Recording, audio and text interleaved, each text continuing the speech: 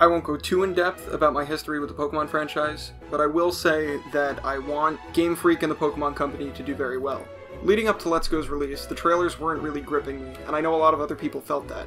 Eventually I decided to buy it to kind of make my own judgments, and because we have a gameplay channel where I could record them.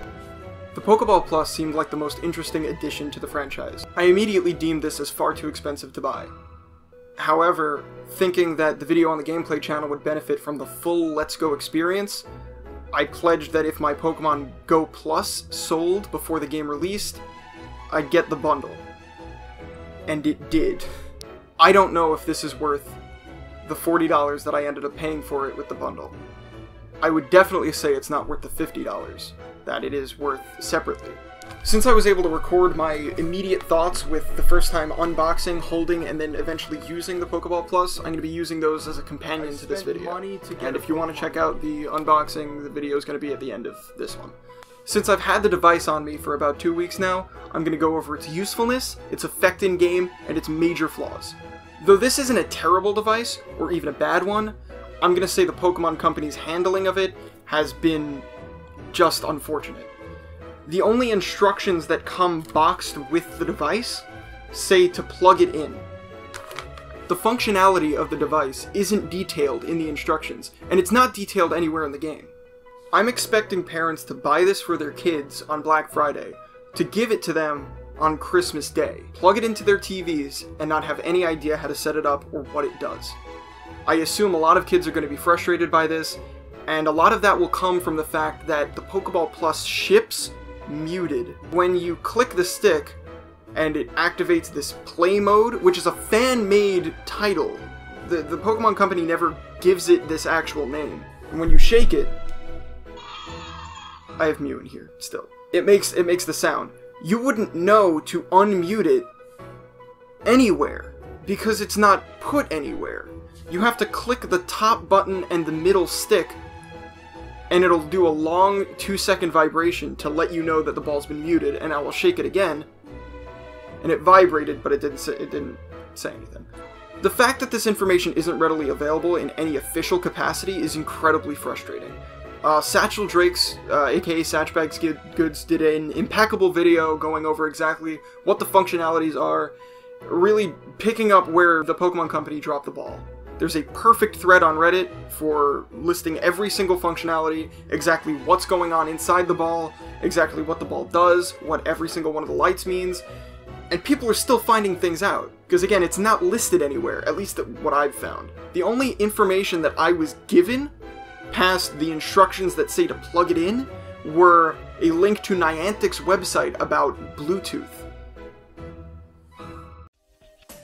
Now, I have larger hands and was already questioning how comfortable this perfectly spherical controller would be. The size, however, is what I anticipated. This is about the size that I was expecting. Poké Ball Plus is the exact size as the realistic Pokeball from Bandai's Pokeball Collection line.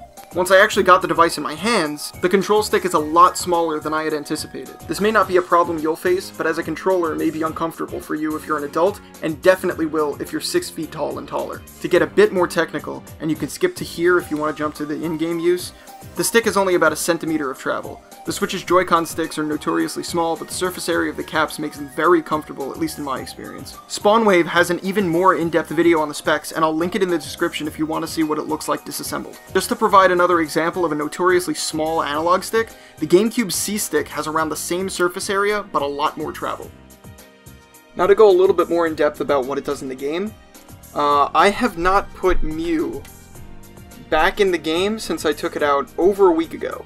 I had an Oddish in the game that I took out while I was setting up the Poké Ball Plus for about 3 minutes, put it back into the game so I could try and continue setting it up, and when it went back in, the Oddish went up a level and I got 3 berries, which I thought was very weird. Now, I'm not going to use Mew in my playthrough of the game, most likely, so I thought that I would test out exactly how much experience it might accumulate through normal usage of the Poké Ball Plus.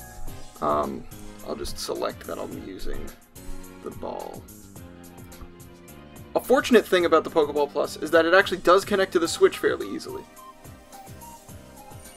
Yeah, there you go. Alright, Mew is back. Mew was level 3 when it left. apparently had an amazing time. Uh-huh, okay, well. Jesus, level 32. Okay. Oh boy.